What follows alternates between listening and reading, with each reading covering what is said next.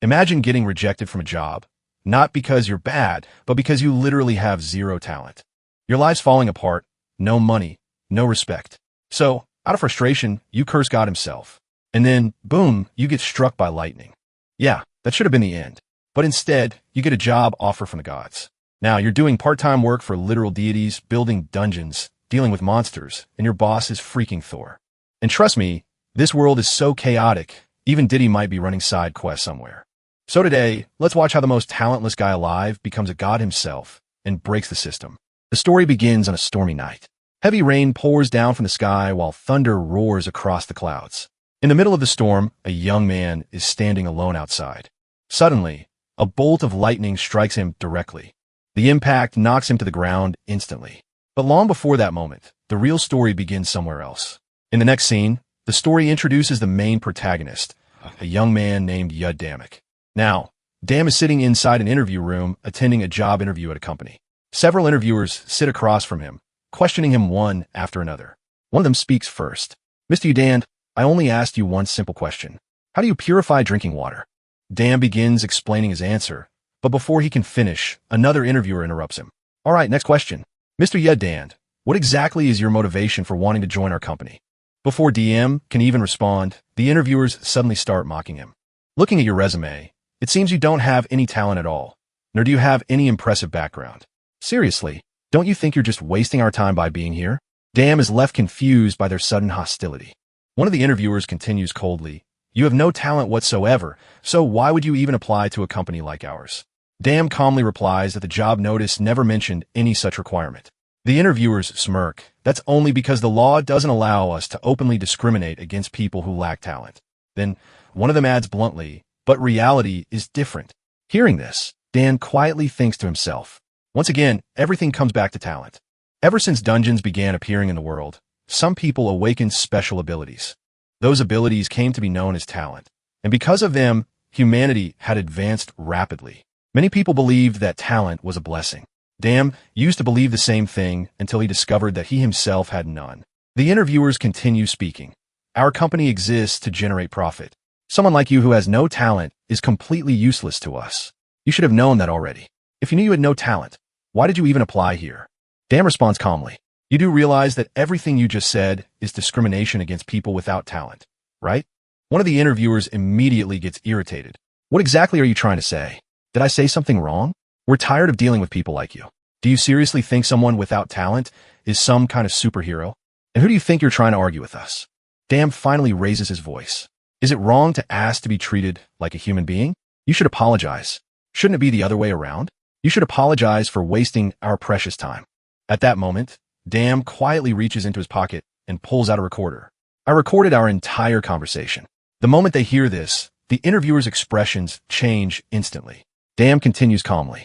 "You clearly admitted that you were discriminating against me, and you also admitted that the job notice contained misleading information." Realizing the seriousness of the situation, the interviewers suddenly panic. "Huh, we were just joking, just trying to lighten the mood," but Dam doesn't buy it. He turns around and begins walking toward the exit. The interviewers quickly stand up and rush toward him.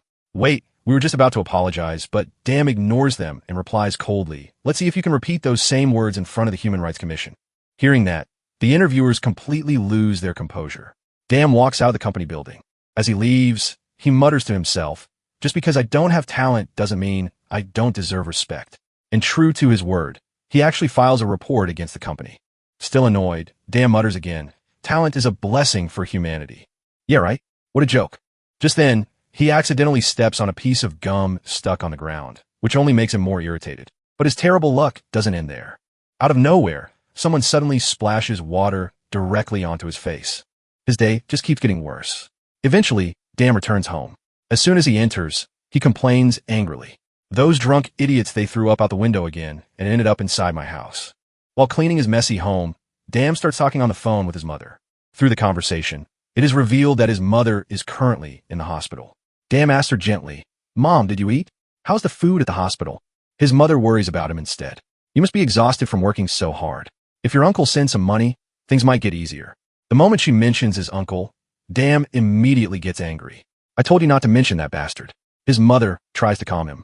"Don't say things like that." But Dam shakes his head. If he actually intended to send money, he would have done it already. I bet he's already run off to another country by now. Then he sighed. I'm not angry, Mom. I'm sorry for yelling. He quickly changes his tone. Don't worry about anything. You don't realize how well educated your son is. With my great resume, I'm doing very well in society. So please focus on getting better. After a few more comforting words, Dam ends the call. But in reality, everything he said was a lie. After hanging up, Dam walks outside his house and lights a cigarette. This is the only thing that gives me some comfort. But as soon as he lights it, rain suddenly starts falling again, extinguishing the cigarette. Now completely frustrated, Dam throws his lighter away and shouts angrily at the sky. Seriously, you couldn't even let me smoke one cigarette. I've been trying my best. Why do you always mess with me? What exactly do you want from me? Then he mutters bitterly. To be honest, it doesn't even matter whether God exists or not. I don't want to live like this anymore. This isn't my fault. Someone has to take responsibility for, but deep down, he admits the truth. If I'm being honest, I'm angry at God. Right at that moment, lightning begins gathering in the sky. Dan looks up and raises his middle finger toward the clouds. What now? What are you going to do? In the next instant, lightning strikes him directly. Dan collapses to the ground. As his consciousness fades, a terrifying thought crosses his mind. Am I going to die? Then another thought follows. What will happen to my mom if I'm gone? But suddenly, his eyes open again. What? Am I still alive? Right in front of him, a strange screen appears in midair. At the top of the screen, a single word is written. Hiring. Dan stares at it in confusion. What is this? Another message appears on the screen. God is waiting for you. Sometime later, Dan sits inside his house thinking about what happened. Do gods really exist? I just cursed God a few minutes ago, and then lightning struck me. He wonders if it was some kind of divine judgment. Normally, when people are struck by lightning, they die instantly. But strangely, Dan doesn't even have a single scratch on his body. Above his head, the mysterious message continues floating.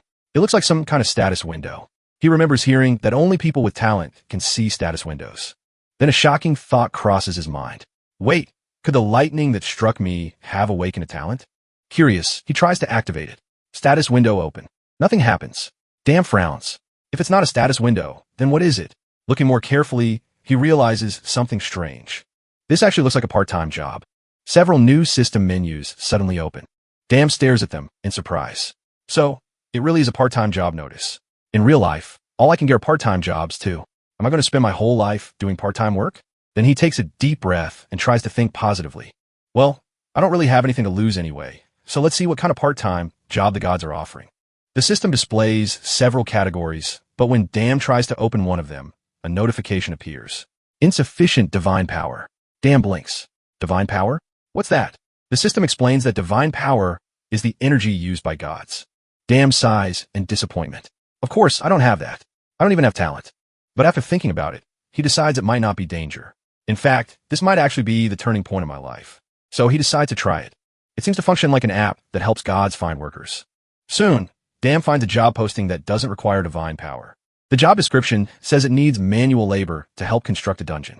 Dan stares at the screen, so basically construction work. The boss of this job is listed as Thor. There's also a warning message written by Thor. Agents of Loki are not allowed. If you try anything suspicious, I'll smash your head. Dan reads the message carefully. Wait, dungeons? Aren't those places full of monsters? He begins wondering, do gods actually create dungeons? And what exactly do I get for doing this job?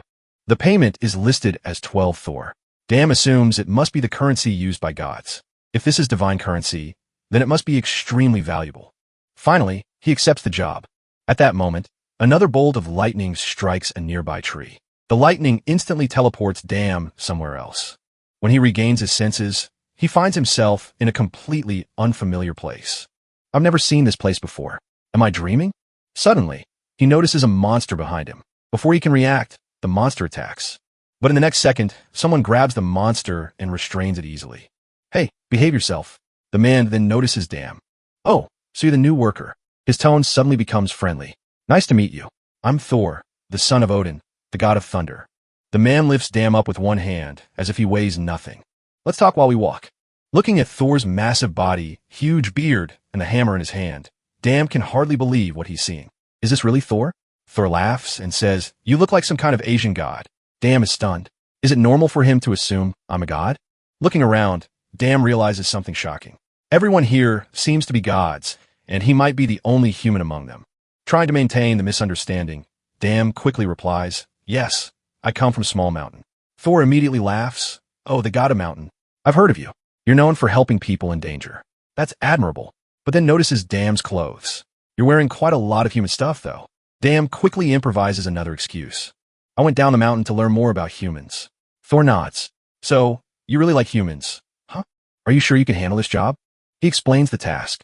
Your job is to help us build a place where humans will suffer. Dam nervously agrees. Of course I can do it. Then Thor asks him something else. Have you heard of the Minotaur's maze? Dam says he has. Thor smiles. Then this will be easy. Soon, they arrive at the construction site. In front of them stands an enormous labyrinth structure. Thor explains, this is the concept of our dungeon, and you'll help us build this maze. Dam is amazed. Soon he starts working alongside the others. While working, he can't help but admire the scale of everything. This is incredible. From behind him, another worker calls out, hey newbie, come here. We have more work to do. Dam immediately goes to help. He works alongside the other workers, eats with them, and continues working tirelessly. His dedication surprises the others. You're extremely hard work. They warn him about the traps placed throughout the dungeon. Be careful. Don't fall into them. Dam smiles.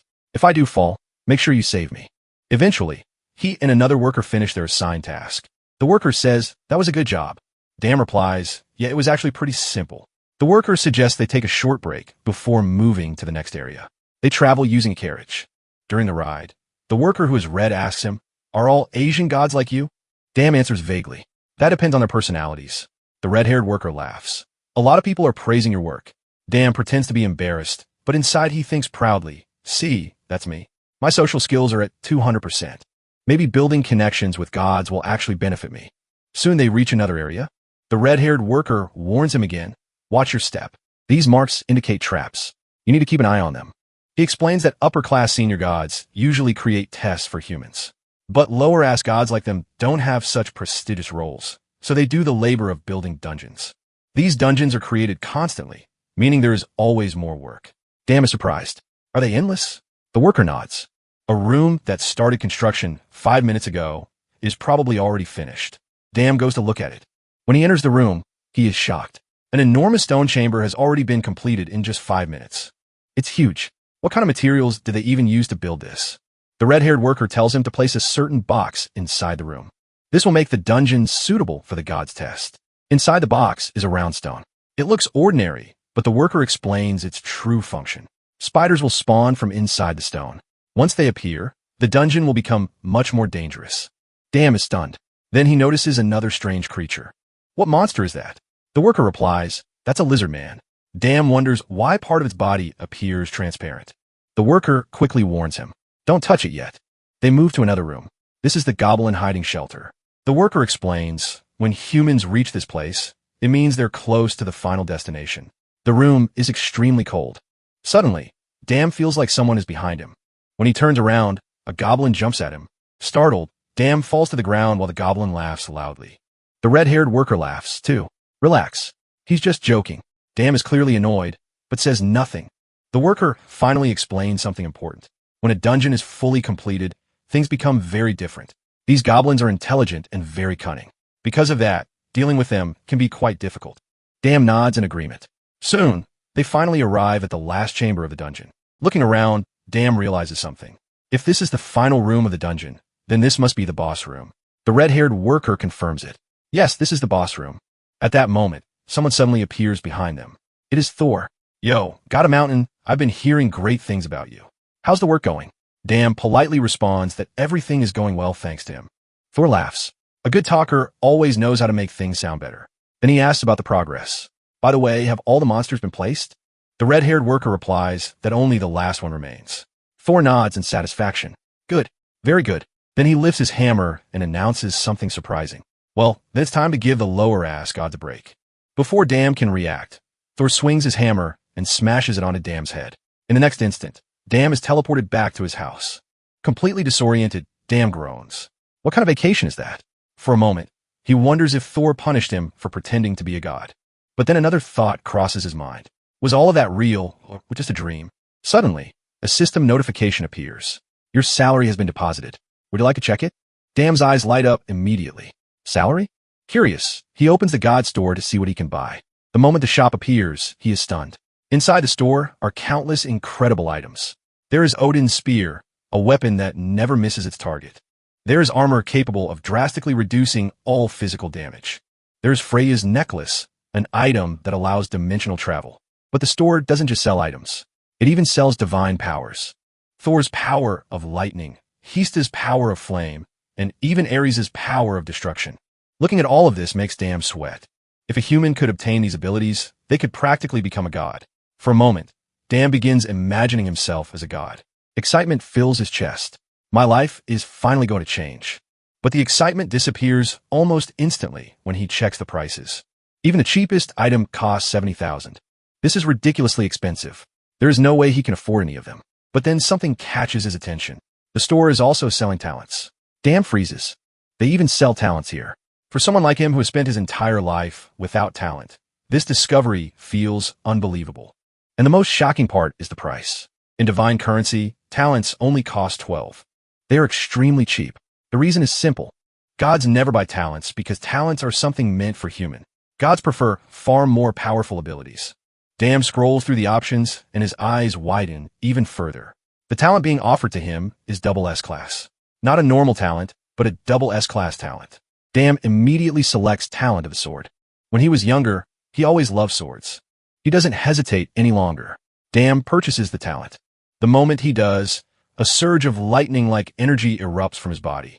He looks at his hands in disbelief. Did it really work? For years, he struggled just to obtain an F-class talent so easily. Just then, another system notification appears. Congratulations on purchasing your first item. Today's special offer, buy one, get one free. You may select another item of the same class. Dam's eyes fill with tears of joy. He can choose another double S-class talent. Without hesitation, he selects talent of combat. Now, he possesses both sword talent and combat talent. But the moment the purchase is completed, Dam suddenly feels dizzy. His entire body begins to ache violently, and he collapses to the floor. What's happening? My whole body hurts. The system responds. It is adjusting his body to match his talents. His lung capacity increases. His muscle strength improves. His body is being rebuilt to properly handle the power he has obtained. After a moment, another message appears. Your body has successfully adapted to your talents. Shortly after that, Dam falls into a dream. In the dream, he sees his mother. She apologizes to him. My son, I'm sorry. Because of me, you had to live such a difficult life. Dam shakes his head. Please don't say things like that. Everything will be okay now. I finally have talent. Suddenly, Dam wakes up. Talent. Talent. He sits up in confusion. What has happened? For a moment, he wonders if everything was just a dream. But when he says status window, the screen appears instantly. The window reveals something unexpected. His job classification is listed as low-class god. Dam stares at the screen in disbelief. So that's why I could work inside the dungeon. A human who had absolutely no talent has somehow become a god. Life truly is unpredictable. At that moment, Dam receives a phone call. It is from his mother. Excited, he answers the phone. Mom, I have good news. But his mother suddenly says something strange. Don't come to the hospital today. Promise me. Dam becomes worried. What happened? Is something wrong? She avoids answering and tells him not to worry. Before she can say anything else, a nurse takes the phone. Hello, are you Miss Joe's guardian? Dam confirms that he is. The nurse explains that the hospital is currently facing a dangerous situation. A dungeon is about to appear near the hospital. They tried contacting him earlier, but his phone wasn't reachable. For safety reason, visitors are no longer allowed inside. Hearing this, Dam drops his phone and immediately starts running toward the hospital. Sweat pours down his face as panic fills his mind. When he arrives near the hospital, the area is already in chaos. A helicopter hovers overhead. Reporters are broadcasting live while warning the public that a dungeon may appear at any moment. Army officers shout through loudspeakers, urging civilians to leave the area immediately. Just then, a taxi suddenly stops nearby at high speed. Dam jumps out. Looking at the scene, he mutters, "What is happening here?" At that moment, his combat focus activates automatically. His vision sharpens dramatically. Even from far away, he can clearly see the officers. Not only that, he can also hear their conversations. They're discussing the situation. Apparently, the government has called hunters from across the country. Some even wonder whether an 8-star hunter might appear. The dungeon is expected to be extremely dangerous. Dam realizes something. Is this a skill? Is it happening because of the talents I bought? But there is no time to think about that. He must reach the hospital. Dam approaches an officer and pleads with him. My family is inside the hospital. I need to go there. The officer refuses immediately. You can't go. Signs of a maze-type dungeon have already appeared. Hearing those words shocks Dam. A maze dungeon. Suddenly, lightning strikes the ground nearby with a massive impact, throwing Dam several meters away. When he looks forward again, a dungeon gate has opened. Dam's eyes widen. Wait, isn't that the dungeon I helped build? For a brief moment, memories of working inside the dungeon flash through his mind. Returning to the present, Dam notices an injured man nearby and runs over to help him. But suddenly, Dam senses danger. He instinctively pushes the injured man away. In the next instant, a blade flies through the air toward him. Following the direction of the attack, Dam sees a hunter lying on the ground. With his final breath, the hunter warns him, "Run." The hunter had been killed by a lizard man. The monster now notices Dam, and soon, many more lizard men begin emerging from the dungeon. The military immediately opens fire on them. Dam hides behind a nearby car, but one lizard man spots him and charges forward. The moment the monster attacks, Dam's combat focus activates again. To him, time seems to slow down. He can clearly see the sword swinging toward him. As the blade approaches, Dam instinctively grabs it with his bare hands. He stares at his own hands in disbelief. How did I just do that? Then he notices another lizard man about to attack a nearby civilian. Without thinking, Dam grabs the monster and leaps away with it. Watching this, the army officers shout, "Stop firing." A civilian is in the middle. They wonder if the young man might be a hunter. Even if he is, he has entered the battlefield without any weapon. Soon, several lizard men surround Dam. Now that the adrenaline fades slightly, Dam begins to panic. I acted without thinking. What am I supposed to do now? One lizard man attacks. Dam barely dodges. Another one attacks from behind. Then another, but thanks to combat focus, he can see their movements clearly. It feels as if he has drunk several cups of coffee at once. Everything around him appears slower. Understanding this, Dam decides to attack instead of just dodging. He throws a punch. His combat talent activates, and the lizard man is struck by a series of powerful blows before being sent flying. It worked. Now only two remain. One lizard man attacks again, but Dam kicks it away. The final monster rushes toward him. It swings its weapon, but suddenly realizes Dam is no longer on the ground. Dam leaps into the air and lands a powerful kick directly onto the monster's face. Watching from a distance, the soldiers are stunned. Impossible. Did that boy defeat multiple lizard men with his bare hands? At that moment, a man approaches Dam. "Hey kid, which guild are you from? I've never seen your face before, but you're impressive." He introduces himself as the guild master of the Sangam. After shaking Dam's hand, the guild master asks if he is an unaffiliated hunter. Dam answers vaguely that it could be said that way. The guild master explains that they came here to clear the dungeon. Then he asks Dam if he wants to join them. Dam agrees. Inside his mind, he knows the man is right. Monsters will continue coming out of the dungeon unless someone stops them. So Dam enters the dungeon together with the guild members. As they move deeper, Dam naturally begins leading the way. After all, he remembers this place very well. He helped build it. Suddenly, Dam raises his hand. "Stop right there." The guild master asks what's wrong. Dam explains that there are many traps ahead, but one of the guild members becomes angry. How dare an unaffiliated hunter give us orders? The guild master calmly says their advance party already checked the area. Dam quietly picks up a stone and throws it forward. The moment it lands, the stone is instantly shredded into pieces by hidden spears. The entire guild freezes in shock. Dam explains that the trap activates through decompression pressure, and the spears are made of a special material capable of piercing armor, like paper. The guild master stares at him. "How do you know all of this?" Dam begins to sweat nervously. If he tells them he helped build the dungeon, things could become dangerous for him. So he simply says, "You can think of it as a secret." Then he continues, guiding them forward. Picking up a torch, Dam warns them again. From here onward, things are going to get more dangerous. When he shines the torch ahead, the guild members are shocked. In front of them stands a massive spider gate. They enter the chamber. Although many spiders are present, they appear relatively weak. One guild member jokes that they might end up getting roasted like barbecue. Another explains that the spider webs function like a network in a trap, so burning them is the best solution.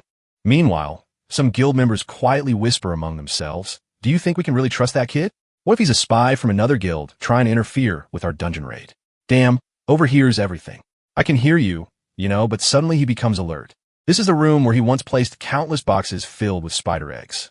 He knows exactly where the spiders are hiding, and because of that, there is no need to waste unnecessary effort here. The guild members decide that the best option is to burn the entire area and destroy all the spider webs. They prepare to set the place on fire, but suddenly Dam's combat focus activates again. At that moment, he senses something unusual. There are people nearby, people asking for help. Dam immediately stops them. Wait, I don't think we can burn this place. There are humans here.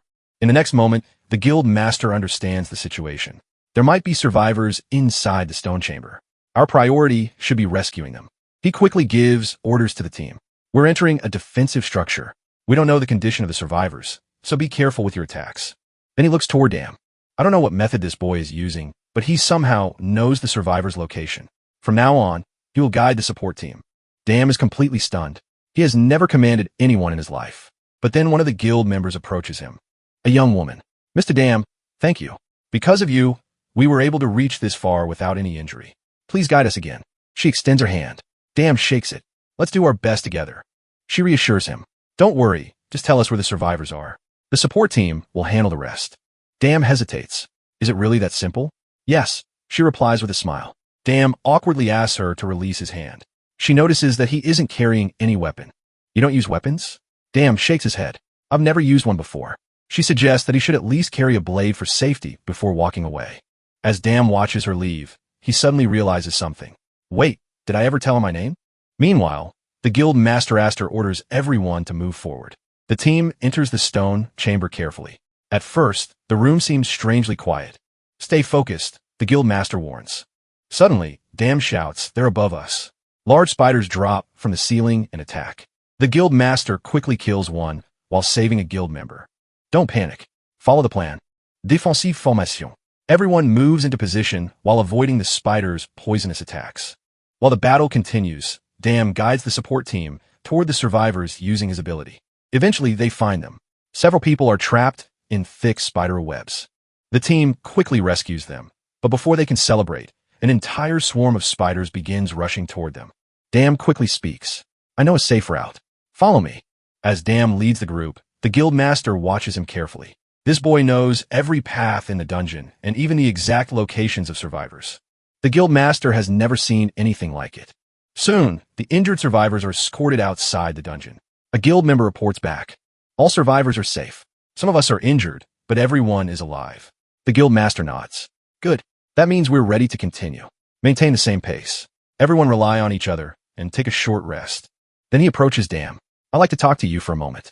Dam is surprised. Are you talking to me? The guild master explains that 2 police officers and 8 hunters have been trapped inside along with members of the advance party. If you weren't with us, we would have burned them alive without realizing it. Dan laughs awkwardly and says it was nothing. Then the guild master looks at him thoughtfully. You have an amazing talent. It almost feels like you built this dungeon yourself. Dam panics. No, of course not. How could I build a dungeon? I'm not a god. The guild master laughs. I was only joking. Dam secretly sighs in relief. After gathering their forces, the group continues deeper into the dungeon. Soon they stop in front of another large chamber. One of the guild members looks around curiously. Is this some kind of civilization? Dam answers calmly. Yes, this is a goblin settlement. Some guild members look disappointed. I thought this was the boss room, but Dam knows better. He hasn't created a perfect plan for the goblin area, but with combat focus, it might still be possible. Dam hesitates before speaking. Excuse me, may I enter this room alone? One guild member immediately mocks him. Just because the guild master praised you a little doesn't mean you're special. If you're scared of goblins, you can stay here. Even the guild master Aster hesitates. I'd rather not send you alone. Dam sighs. Then you'll have to follow my orders when we go inside. The guild master studies him carefully. Sounds like you have a plan. However, 2 guild members watching from the back are clearly jealous. They wanted to impress the guild master themselves, but Dam keeps taking the spotlight. Finally, the group enters the chamber. Inside, everything appears quiet. Dam warns them to stay silent, but one arrogant member ignores the warning and walks forward confidently. Looks like there's nothing here. Another laughs and jokes about goblins. Suddenly, the lights inside the chamber go out. The entire room becomes pitch black. One member quickly tries to turn on a flashlight. Don't turn it on, Dam shouts, but the man ignores him. How are we supposed to fight if we can't see? He switches the flashlight on. Everyone get down. Dam yells. Most of the team immediately crouches, but the 2 arrogant members remain standing. For a moment, nothing seems to happen. Then the man holding the flashlight turns around. His body is covered with arrows. More arrows pierce through his eyes and chest. The entire team freezes in shock. The guild master quickly orders everyone to stay completely still. Then he turns to Dom. Is that why you told us not to use the flashlight? Dam nods. They attack anything that produces light. The guild master frowns, but when we entered earlier, there was light and they heard us too. Why didn't they attack then? Dam explains. They like to play with their prey. They enjoy watching their victims panic in the dark. The guild master sigh. But if we can't see them, we can't attack them either. Dam proposes something. What if we fight without seeing them? The guild master looks skeptical. Is that even possible? Dam takes a deep breath. Leave it to me. Everyone sits silently. Dam closes his eyes and focuses. He activates combat focus again. Slowly, he begins sensing movements around him. The faint sounds of enemies moving through the darkness become clear. Soon, the sound of intense fighting fills the chamber. The guild members listen nervously. Then, Dam's voice echoes through the room. You can turn on the lights now. When the lights come back on, the guild members are stunned. Every enemy in the room has already been defeated. The white-haired guild member watches in disbelief. What kind of talent does this kid have? The guild master is deeply impressed. This is incredible. I've never seen a hunter like you before. Dam simply shrugs. I was just lucky. Soon, the group continues moving forward. At last, they reach the boss room. The guild master announces, the boss of this dungeon is inside. The door opens and the team steps into the chamber. But at first, they can't see the monster. Dam calmly says, no, it's right in front of us. When the lights activate, the boss finally becomes visible. The monster's presence is overwhelming. Even the guild master feels the pressure. It's stronger than I expected. While everyone observes the monster carefully, Dam suddenly receives a system notification. Human sacrifice. Select 5 candidate. Dam freezes. Human sacrifice. What does that mean? It seems that only he can see this message. Meanwhile, the guild master begins discussing strategies with the team. Dam wonders if the system message might be a clue for clearing the dungeon. He approaches the guild master. I have something important to suggest. The guild master hesitates because they are currently planning their attack, but Dam insists. This might be information about how to clear the dungeon. Hearing that, the guild master takes him aside to listen. Watching this from a distance, the jealous white-haired hunter becomes furious. That bastard is stealing my credit again. Unable to control himself, he approaches the boss alone. If I land one shot, I'll get promoted. His talent is only F class, but he behaves as if he possesses godlike power. Dam notices what he is doing. Stop! But the man ignores him and steps into the boss's territory. Suddenly, the ground begins shaking violently. The guild master rushes over. Are you insane? Do you realize what you've done? At that moment, the dungeon boss finally stands up. The monster roars furiously. The entire area seals itself. Now, no one can escape until the boss is defeated. The white-haired hunter panics immediately. Someone get me out of here. The boss charges toward him. The guild master quickly saves him and begins issuing commands. Formations, don't panic. Stay calm and follow the plan. He rushes forward to confront the boss. The monster attacks, but the guild master dodges and counters with a powerful strike. The guild members cheer, believing he has landed a decisive hit, but the guild master immediately realizes the truth. The boss barely received a scratch. It felt like striking solid steel. Dam suddenly shouts a warning as another attack approaches. The guild master avoids the worst of it, but the impact still cuts his shoulder. Just a small wound, he says, but he knows a direct hit could kill him. He orders everyone to maintain formation and analyze the monster's weak points. For a moment, it seems like the battle might stabilize, but then the boss raises its hand. Lightning begins gathering around it. Dam immediately recognizes it. That's Thor's power, the guild master shouts. It's preparing an attack. This is our chance. The hunters rush forward to interrupt the boss. Stop. That's dangerous. Dam yells. But it's already too late. To fix the situation, Dam jumps forward and kicks the boss directly in the face. Unfortunately, the attack barely affects it. Instead, the monster becomes even angrier. Moments later, it unleashes its attack. A massive blast of power erupts. The guild master and the other hunters are completely overwhelmed. Everyone inside the chamber is severely injured. Outside the barrier, other hunters hesitate to enter. If that thing defeated the guild master, going in there means certain death. Inside the battlefield, Dam lies injured. The boss monster doesn't even have a single scratch. For a moment, Dam feels despair. He thought gaining talent would finally change his life. Instead, he might die here, but then he notices a sword lying nearby. Dam grabs it. There's still one thing I haven't tried. He refuses to die like this. The boss monster notices him standing up again. Dam grips the sword tightly. After everything he has endured, he refuses to fall here. And now, for the first time, he is about to use the double S-class sword talent he purchased earlier. Damn tightens his grip on the sword and prepares himself. I'm not going to die without putting up a fight. The moment he says this, his sword talent activates, watching Damn charge toward the boss monster. The guild master is filled with worry. Even his own axe had failed to leave a single scratch on that monster.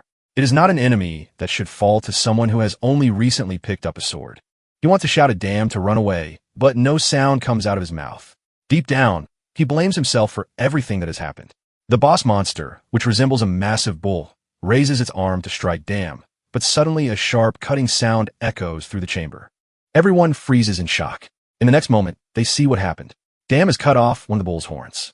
Even Damn is surprised. In his mind, he realizes he had taken a gamble. The moment he grabbed the sword, he felt as if he could cut through the monster. Damn smiles with excitement, but the bull monster is far from the creature, roars angrily, and charges toward him. Damn senses the attack and instantly responds with several swift slashes. His movements are incredibly fast. The guild master watches in disbelief. Did he just land 7 attacks in a row? He could barely see them with his own eyes. It is unbelievable.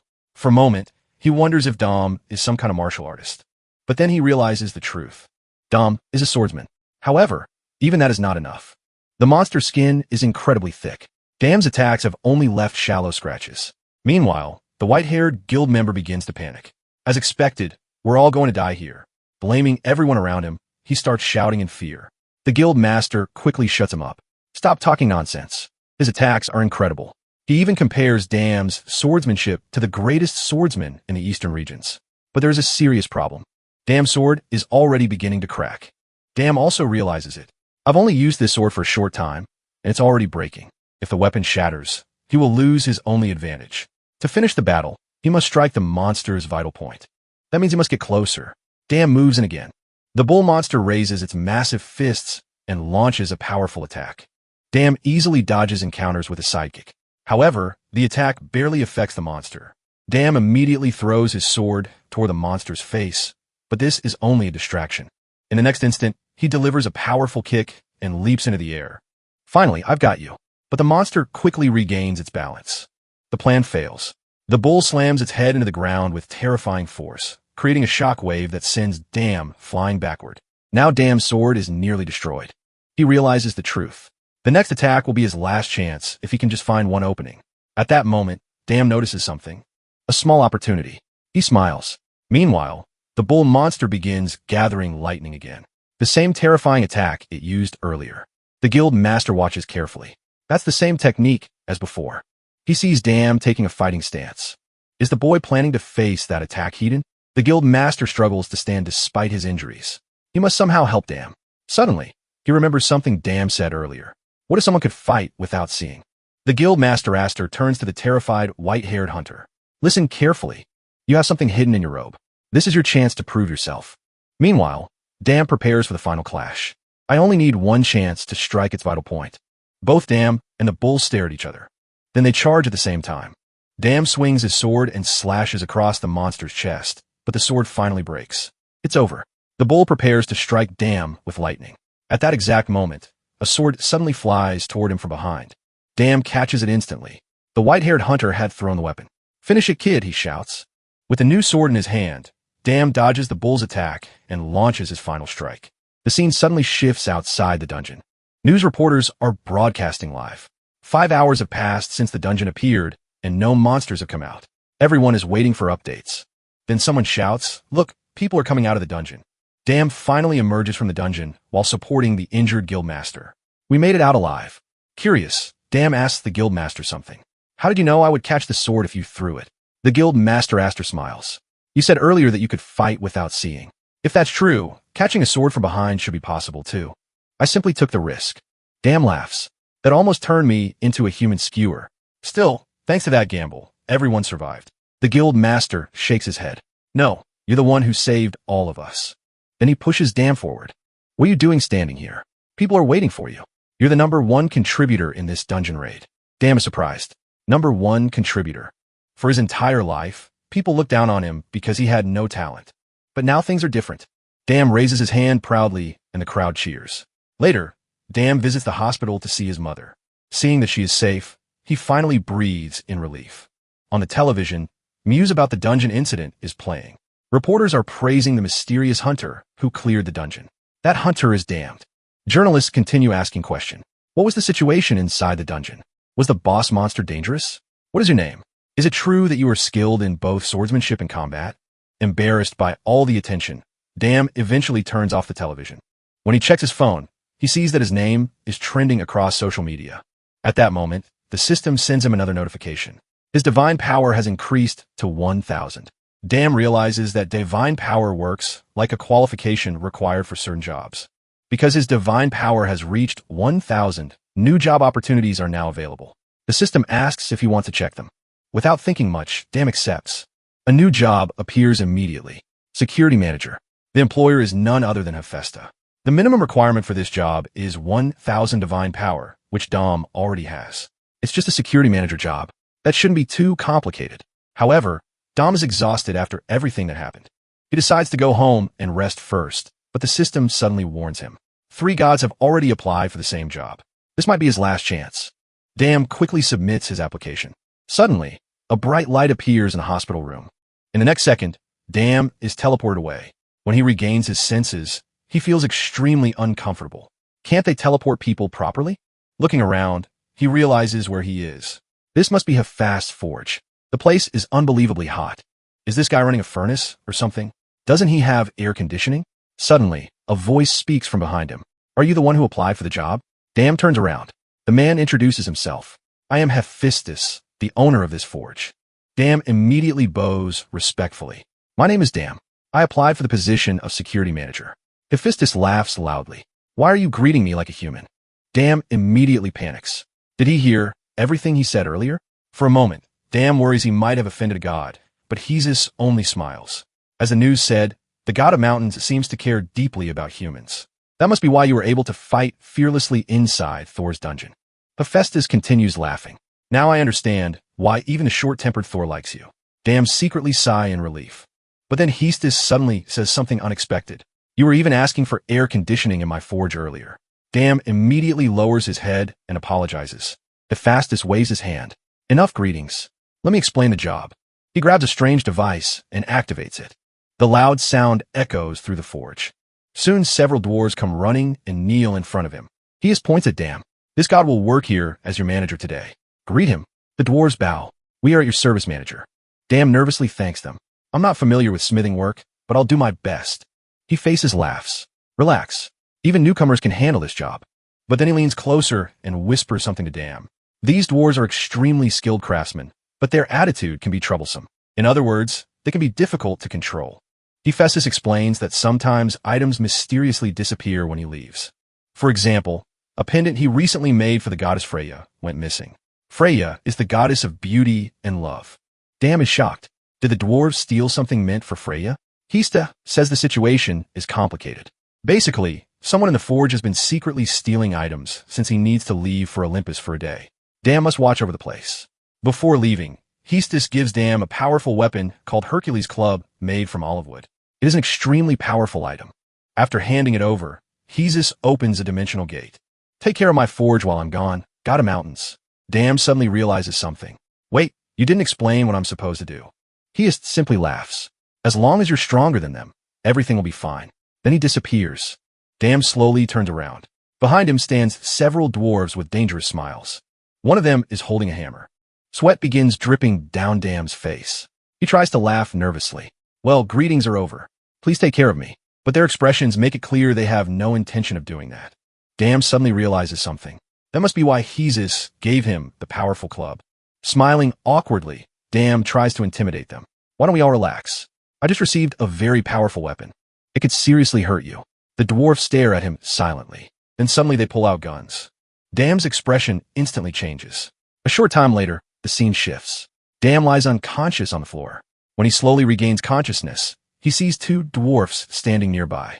They are discussing something. One of them is holding a valuable item that Hephaestus created. Apparently, it was meant for the goddess Freya. If they sell it, they could become extremely rich. Dam realizes something else. He's been tied up with ropes. The dwarves notice he is awake. How did this idiot wake up so fast? They're confused. They used a powerful weapon to knock him out earlier. Does that mean this guy really is a god? Dam looks at them calmly and speaks. You're incredibly fearless. Then he reminds them of something important. They just robbed the forge of one of the 12 main gods of Olympus. He hopes that realization might scare them. Dam looks at the dwarfs calmly despite being tied up. This is your last chance. Untie me before things get worse. The dwarves burst out laughing. You think mentioning Hestus will scare us? If we were afraid of him, we wouldn't have done this in the first place. Hearing that, Dam's mind goes blank. At that moment, another dwarf arrives. Brothers, we've collected everything that can be sold for good money. It's time to leave. One of the dwarves smirks. All right, let me shoot this idiot one more time before we go. Meanwhile, Dam secretly tries to cut the rope, binding his hands with a small blade he managed to grab. The dwarves continue mocking him. Who even hired this fool as a part-timer? I didn't expect it to be this easy. One of them walks toward Dam with his gun. You'll regret this. Dam warns. The dwarves laugh even harder. Sure we will. But in the next moment, the rope finally snaps. Dam suddenly stands up. I warned you. Before they can react, Dam launches forward and knocks them into the air. Within seconds, he beats them down completely. After finishing them off, Dam sighs. You forced me to use violence. Looking at the blade in his hand, he realizes something important. If he hadn't listened to the advice about always carrying a weapon, he would have been in serious trouble. While searching the area, Dam spots something on the ground. It is Freya's missing necklace. Elsewhere in the forge, a group of dwarves are loading minerals and armor onto carts. Boss, we've loaded all the minerals and equipment. Their leader stands nearby, smoking a cigarette. This man is Redfish, the captain of the dwarves working under Hestus. Redfish gathers everyone. Listen up. Our boss has something to say. Redfish steps forward proudly. We are the tribe that can burn mountains with our spirit. We have the best miners and warriors hidden nearby. Dam secretly watches everything. Redfish continues speaking. We work for rewards, but we also work with pride. Yet, have we ever been treated with respect? Hestus has always looked down on us. The dwarves grow angry. Today, we will take our revenge. The crowd cheers loudly. Watching them, Dam mutters to himself. What are these bald guys even talking about? But accidentally, Dam bumps into a metal cabinet. The noise immediately exposes his hiding spot. The dwarves turn toward him. Well, nice weather today, right? Dam says awkwardly. The dwarves instantly pull out guns and begin firing. Dam quickly dives behind cover. What kind of dwarves use guns? Redfish calmly approaches. So you escaped custody. Looks like the guards you defeated weren't very strong. Then he offers Dam a deal. Low-class god, we're cleaning this place out today. But we only hate Hestus, not you. So I'll give you two choices. Join us and help loot this place, or leave and pretend nothing happened. Dam begins thinking quickly. If he runs away now, his reputation among the gods will be destroyed. He imagines Thor and Hestus mocking him. That thought alone makes him uneasy. If he abandons this job, he might never get another part-time job again. And if Hephaestus returns and finds his forge looted, he might destroy Dam himself. Dam realizes he only has two choices. Fight the dwarves or die later at Hephaestus' hand. Tears almost form in his eyes. I thought this would be a fantastic part-time job. Redfish smirks, thinking Dam has accepted the offer. But Dam suddenly asks a question. You were partners with Hestus, right? Then why are you doing this? What will happen when he finds out? Redfish scoffs. You think we're afraid of him? Dam warns them about the punishment from the gods of Olympus, but one of the dwarves immediately points a gun at him. Shut up, you dog. The dwarf prepares to shoot. However, Redfish stops him. Wait, this guy keeps calling Hestus the great master craftsman. Redfish laughs bitterly. Hephaestus' creations are trash. Dam is shocked. What? Redfish explains the truth. One day, Hephaestus came to their mountain and praised a sword they had made. He invited them to work with him, promising them everything they wanted. They followed him to the forge. But eventually, they realized something. They had become slaves. Hestus promised them a comfortable life, short working hours, stability, security. At first, it sounded perfect, but over time, their passions slowly disappeared. Their pride as craftsmen faded away. Years of their lives were wasted. Now, all that remains in their hearts is revenge. Den listen scarefully. Then he finally speaks. I understand what you're saying. Redfish looks surprised, but Dam continues still. Someone who becomes jealous of others just because they're more talented, that kind of person is even worse. The dwarves immediately aim their guns again. Watch your mouth. Dam quickly raises his hands. Wait, let me finish. He explains something important. If you run away after stealing everything, people will simply call you thieves. Can proud dwarven warriors accept such humiliation? Those words strike something inside Redfish. Dam continues. If you truly want revenge against Hephaestus, then fight me. He lifts the Hercules club that Hestus gave him. I'm just one warrior holding a weapon made by Hista. Throw away your guns and face me with weapons you've forged yourselves. If you defeat me, you'll prove that your craftsmanship surpasses have faced us. But if you lose, then accept that he is superior. One dwarf becomes furious. Boss, he's clearly manipulating you, but Red Fish raises his hand. Run away. The great Red Fish would never run. He accepts the challenge. Damn, quietly sigh in relief. Red Fish grips his hammer. But remember this. If you fail to prove your strength, I'll beat you until your bones crumble. Without hesitation, Red Fish launches his attack. The hammer crashes down with terrifying power, smashing the floor. Damn barely dodges. Red Fish grins, surprised already. Damn calmly answers. I still think I have a chance. He rushes forward and attacks, but Red Fish easily blocks and counters. The two begin exchanging blows rapidly. Damn dodges another hammer strike and lands a quick counterattack. Red Fish smiles. Not bad. The dwarves watching the fight are shocked. The clash between the two fighters echoes like the sound of weapons being forged in an iron furnace. The vibrations in the air feel like hammer strikes on metal. Red Fish suddenly realizes something. Damn's fighting spirit feels like that of a true blacksmith. Memories flood into his mind. He remembers the day Phaestus offered him work and the dreams he once had. He remembers how jealousy slowly consumed him. Back in the present, Damn finally lands a decisive strike. Red Fish's hammer flies from his hand. The dwarf captain falls to his knees. Tears appear in his eyes. So this is my defeat. Damn raises his weapon for another attack, but suddenly someone blocks it. A powerful voice echoes across the forge. That's enough. It is faced. Looking around the destroyed forge, he sighs.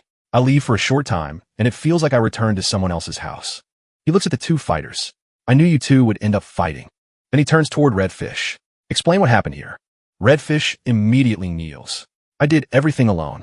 My tribe has no fault in it. The other dwarfs protest. Boss, what are you saying? Hestus asks calmly. You did this by yourself. Then tell me why.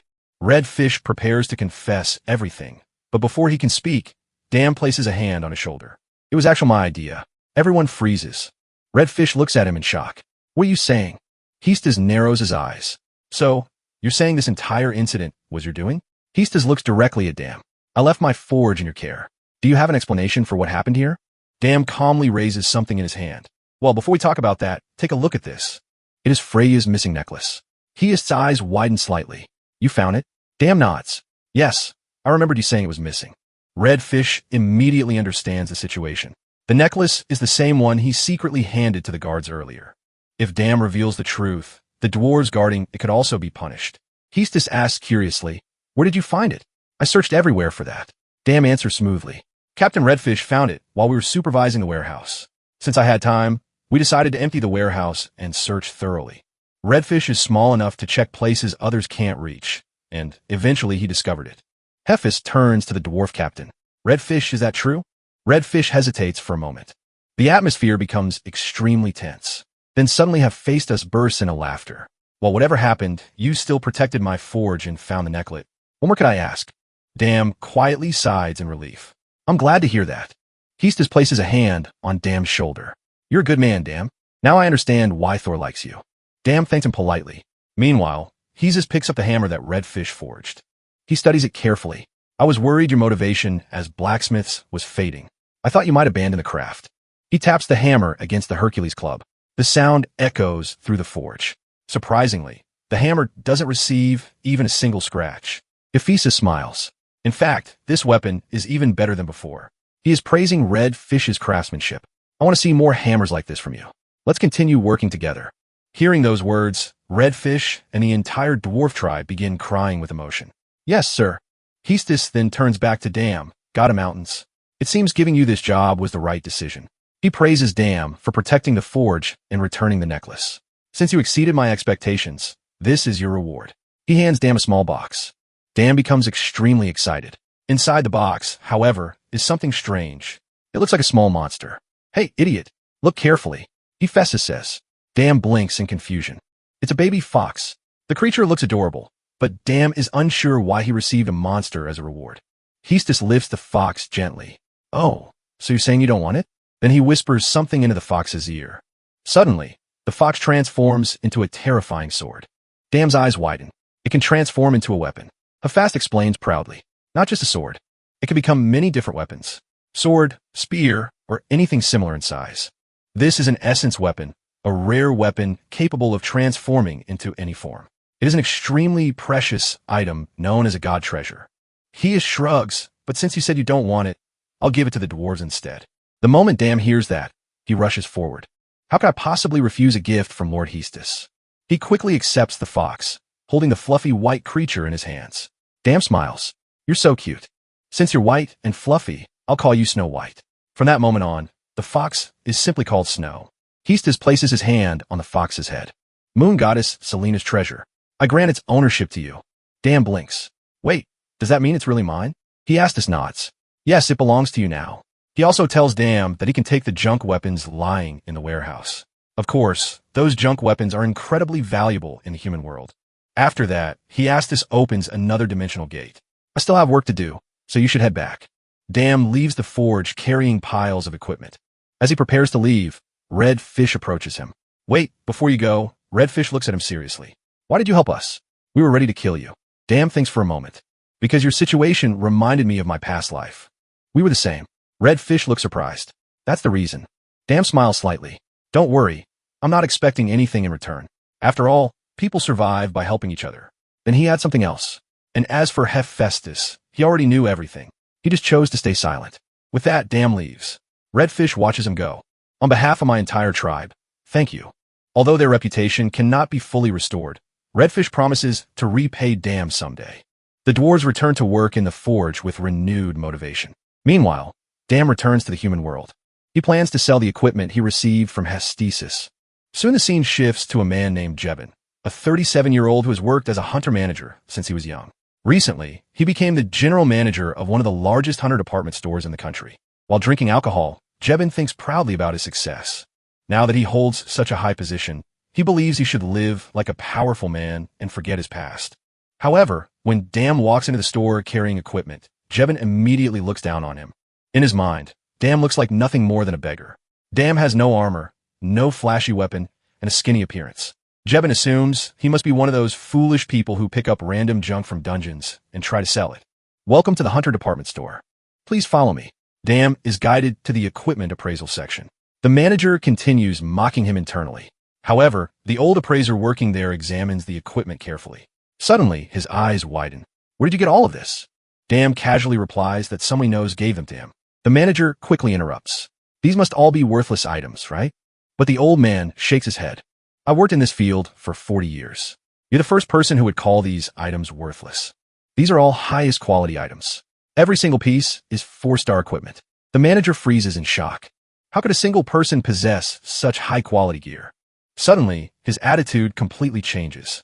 He immediately escorts Dan to the VIP room. Inside the room, the old appraiser calculates the price.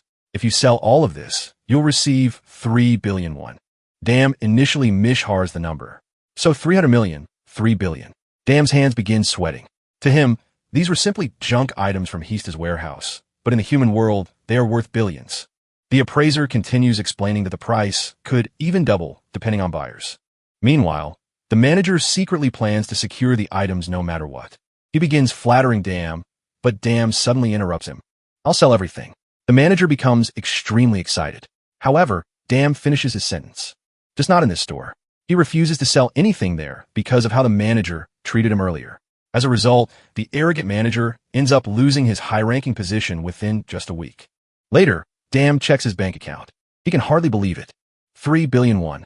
He keeps wondering how many zeros that amount even has. Even the other buyers were shocked by his equipment, though not as shocked as the department store manager. Dam looks at himself. Do I really look that much like a beggar? After all, he spends most of his time running around everywhere. Still, he decides to buy himself something nice as a reward.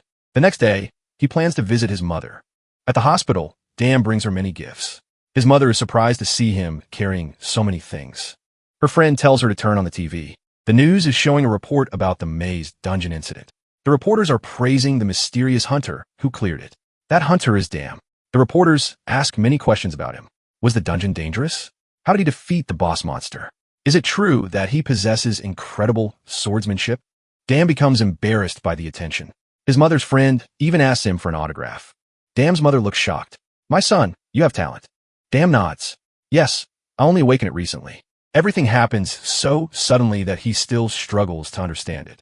His mother begins crying with happiness. For years, she blamed herself for Dam being born without talent. Meanwhile, on TV, the guild master of the Sangun Guild is also being interviewed. He openly praises Dam. Without him, the dungeon could never have been cleared. He describes Dam as a powerful swordsman and an extremely clever hunter. Dam blushes at embarrassment. Isn't he praising me a little too much? But Dam realizes something important. The more famous he becomes, the more divine power he gains. Divine power is directly tied to reputation. The more respected and well-known someone is, the more divine power they obtain. And divine power unlocks better part-time jobs from the gods. Dam checks the system again. It requires 100,000 divine power, but the reward is something extraordinary. A golden apple, a mythical fruit connected to the immortality of the gods. Dam stares at the reward. No matter what happens, he wants that golden apple. Dam believes that the golden apple might be able to cure his mother's cancer. That is the real reason he wants it. Meanwhile, his mother is happily watching the news on TV, proud that everyone is talking about her son. But suddenly, the news changes. The reporter urgently announces that a gate has just opened in Yongnan City, and all civilians are being evacuated from the area. At that moment, Snow suddenly jumps inside Dam's jacket, as if it sensed something. Dam's mother looks confused. That wasn't your muffler earlier, was it? She mistakenly thinks Snow is just part of his clothing. Dam quietly asks, "What's wrong, Snow White?" Suddenly, a strange vision flashes through Dam's mind. For a brief moment, he sees outer space and something dark approaching Earth. Dam grabs his head. What was that illusion? Meanwhile, the reporter continues explaining. Unlike dungeons, gates are completely different. Humans cannot enter them. Only monsters can come out. Because of this, gates are treated as extremely dangerous disasters. Dam stands up. "Mom, I have to go." His mother asks him to stay a little longer, but her friend stops her. "He must be busy. I told you he's famous now." Soon the scene shifts to the location where the gate has opened. Monsters are pouring out. Several hunters are already fighting there, waiting for the third wave of monsters. The first and second waves have already been defeated. A hunter reports the third wave is over. Their team leader orders everyone to rest until the next wave arrives. Stay alert. The reporters are watching, but suddenly one of the hunters notices something on a nearby hill. A young man is standing there. It is Dam. The hunter runs to inform the team leader. However, the leader angrily grabs his collar. "Why did you leave your formation? The reporters are right here," but the hunter points toward the hill. "Look up there." The team leader finally notices Dam. A civilian here. Civilians are strictly forbidden from approaching gates. Furious, the leader orders someone to bring the boy down immediately. Meanwhile, the reporters begin whispering among themselves. "Looks like a civilian slipped into the restricted zone. I heard that team leader was capable, but apparently he can't even control the area. Maybe he bought his position with bribes." Hearing this, the team leader becomes even angrier. He walks toward the hill, muttering to himself, "My teammates went into the dungeon and left me here alone. And now this, I need a promotion soon." He activates his C-rank win skill and jumps onto the hill. Standing behind Dam, he shouts, "Hey kid, can't you see this area is restricted? Go film your YouTube videos somewhere else." Dam says nothing. The silence makes the team leader think the boy is simply scared. After all, he is a 3-star hunter. The leader smirks. "I understand. You're nervous standing in front of a 3-star hunter. If you want an autograph for an interview, I can." Dam interrupts him with a smile. "I just want to try something, so give me a little time." The leader is immediately insulted. He grabs Dam's arm. "Did you just ignore me?" Snow growls quietly from inside the jacket. Dam calmly asks, "What exactly are you doing?" The team leader laughs mockingly. "A random nobody is disrespecting me, carrying some weak pet and pretending to be a hunter. You're probably an unknown trying to get famous. If you don't understand your place, maybe a beating will teach you." He throws a punch, but Dam easily dodges it. Then he steps on the leader's foot, almost pushing him off the hill. At the last moment, Dam grabs his arm and pulls him back. "Are you okay?" "Sorry, I didn't mean to do that, but a 3-star hunter shouldn't go around punching people." The humiliation only enrages the leader further. "You bastard. Do you even know who I am?" He throws another punch. Dam dodges again effortlessly. "Wait a second." Dam says, "We can fight, but are you sure this is a good idea?" He points toward the reporters. All of them are filming. The team leader suddenly realizes everyone is watching. The reporters shout, "Point the camera there." Suddenly, one reporter recognizes Dam. "Wait, isn't that the hunter who cleared the maze dungeon with the Sangun Guild?" A new monster hunter, Yud Dam Diak, has appeared. Hearing this, the team leader's expression freezes. In his mind, he remembers the guild master praising Dam as an extraordinary hunter. Dam sighs. "Ah, we got their attention. Then he shouts toward the reporters, "Take good pictures. You're about to witness something interesting." Turning back to the team leader, Dam smirks. "You said a random guy was humiliating you, right? Well, keep your eyes open. Watch what this random guy can do." With that, Dam walks toward the gate. Everyone watches in disbelief. Then Dam jumps directly into the gate. Thick smoke bursts out as he disappears inside. Everyone is shocked. This is impossible. For the past 10 years, gates have been known to only allow monsters to exit them. Humans cannot enter. The gate is considered similar to a natural disaster, like a road accident. Eventually, it disappears on its own, but Dam just entered one. Inside the gate, a system notification appears, checking status. Result: lowest class god. Permission granted. You have entered the other side of the world, and darkness is watching you. Dam looks around the strange world inside the gate. I knew it. This was the place I saw in Snow White's memory. If the gods created gates, and humans cannot enter them, then only gods are meant to enter. But why would the gods forbid humans from entering? Thor once said, dungeons exist to test human. So gates must have a different purpose. Dam begins exploring, but suddenly he walks into an invisible barrier. He tries to pass through it again. The system immediately responds. You do not have enough divine power to proceed. Darkness is still watching you. Frustrated, Dam punches and kicks the barrier repeatedly. He even headbutts it in anger, but nothing happens. Without enough divine power, he cannot pass. Eventually, Dam collapses onto the ground, exhausted. So, I can't go forward and I can't leave either. There's only one option left. He looks toward a cave nearby. Snow White, stay with me. When I first arrived, I saw that cave. I didn't want to go inside, but now I guess I have no choice. Dam slowly walks into the cave. Honestly, why are there so many monsters here? I thought killing the boss would clear the gate just like a dungeon, but something here feels different. Unlike dungeon monsters that behave like program machines, these monsters seem to have their own awareness. Dam believes that clearing the gate will increase his divine power. Suddenly, as he touches a stone wall, the boss monster appears right in front of him. The creature immediately attacks. Dam easily dodges. So, you're the boss of this gate. The monster slowly approaches him, but something feels strange. It is incredibly slow. Dodging its attacks is effortless. Dam steps on a monster's blade and snaps it in half. The creature looks completely confused. At that moment, Dam commands Snow White, transform. The fox instantly turns into a sword.